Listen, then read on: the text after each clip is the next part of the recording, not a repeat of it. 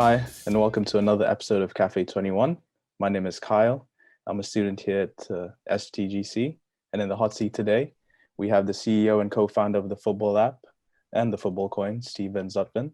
Welcome, Steve. It's a pleasure to have you join us today. Thanks a lot, Kyle. Great to be here. Yeah, lovely to have you. So I guess kind of my first question would be, what was your backstory and how you were able to transform from law to tech? Because as a law student myself, I find that quite interesting, that switch. Yeah.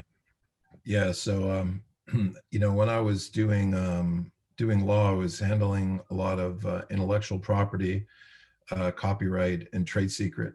And when you get into the litigation processes there, you really have to know how the code works to interact with that and make the case. So I had to really learn how to code in those cases, and learn at least technology also very well at a high level and actually at a hands-on level. And so that was my first intro as a lawyer. But as I moved out, I started a software company when I was 26.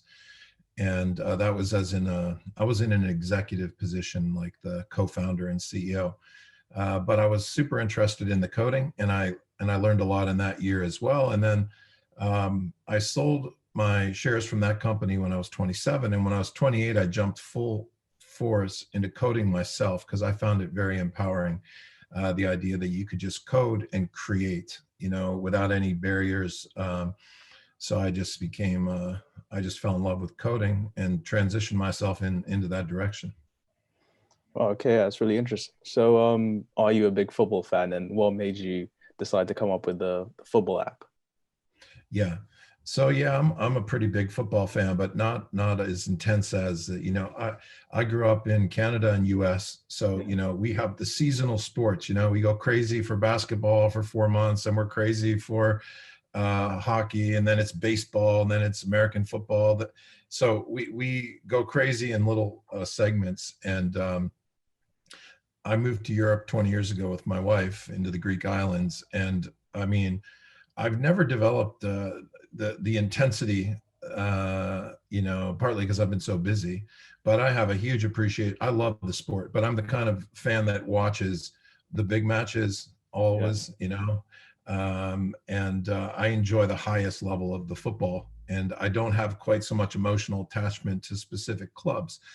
But I do have a real great understanding of the community, the game, and the dynamic. And my partner, though, who is with me, a co-founder, is a Tottenham, fan, crazy football fan. So between the two of us, we kind of got the right mix, So I do love the sport, but I don't have the same kind of intense, that the average South American or European or African or Arab has, that just or person in the UK, that intense one.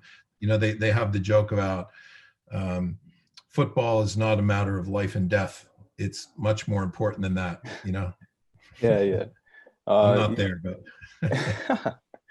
yeah, right, of course. And obviously, for people who may not be familiar with the football app, and it is going to feature at the STG conference in September. What can you say? How would you describe the app in just a few words, just for someone who's not familiar with it, maybe? It's primarily a gamified social network. So it's got really fun chat rooms. You play games, you interact with other people. Which club you're following, you interact with those fans, but you also interact with the people in your country. And it's a social network, and a next generation social network. I think it's more advanced than the social networks that are out. And it has that theme of football around it. So it's a football themed social network with games, meaning, actual, I don't mean football matches. I mean, gamified. Yeah. Yeah, of course. And what I found interesting was your switch into kind of cryptocurrency and how you've been able to embed that in the football app with the football coin. So kind of how, what made you interested in switching into cryptocurrency, and what do you think the future holds for it? Yeah, so we had multiple motivations for this. One of them was that we always wanted to share the revenue with the users, because I think people become tired of Facebook and Instagram and the creating these emperors of unlimited wealth who then invade your privacy to gain um, more wealth. That's the old model. We wanted to have a revenue sharing model. And in order to make that practical, you need a mechanism to do it. Like you couldn't imagine trying to send a wire transfer to 100 million people of a tiny little bit of money for their participation. It's impractical. But with crypto, you could do it. So we implemented the token in the app so users could earn that token. And then we made that the only way you could buy ads is with that token. So that means that the users are going to get a piece of that, and that works through the exchange system and through the in-app buying system. Also, we're generally big fans of empowering community. And I think that all of us know that one of the most powerful ways you can help people is with money. So by allowing digital wealth to flow into the software community, that is really good for people. That's really good for small businesses. That's really good for football clubs, big and small. So it seems like a natural fit. And we're really happy that we did a good, really strong implementation in the football app. Yeah, because right now I can see there's a lot of news surrounding cryptocurrency and the kind of power and momentum that it's gaining at the moment. So it'll be interesting to see how it develops in the next few years. For example, the Dogecoin today went up to $50 billion. That's the same market cap as Barclays Bank, which is a 330-year-old institution. Yeah. And so it shows you the power of community to create their own monetizations and create value behind a token is extreme. And as you know, the football community is the largest community in the world. And that's why that football coin called TFC, which is the one in the app, is got a lot of potential. Yeah, most definitely. And I guess just to finish off, well, one piece of advice would you give to any aspiring law students out there like myself who might be thinking of a career switch and maybe are not too sure? Do you think studying law was a good base for where you're at today?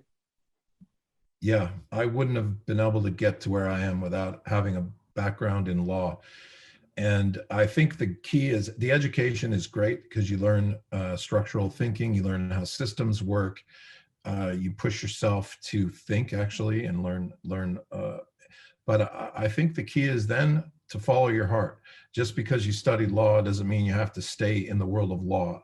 More than half the kids that went to my law school, and the average age was 27 because in US it's a doctor's degree level.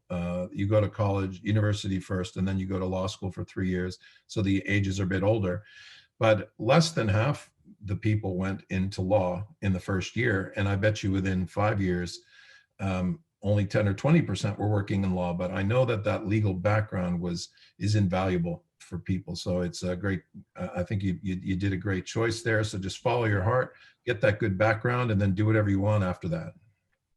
All right, wonderful. Well, thank you for joining us today, Steve. It's been really insightful speaking to you, and hopefully we'll see you soon at the STG conference in September. Thanks, Kyle. Look forward to it. Cheers. Thank you. Cheers.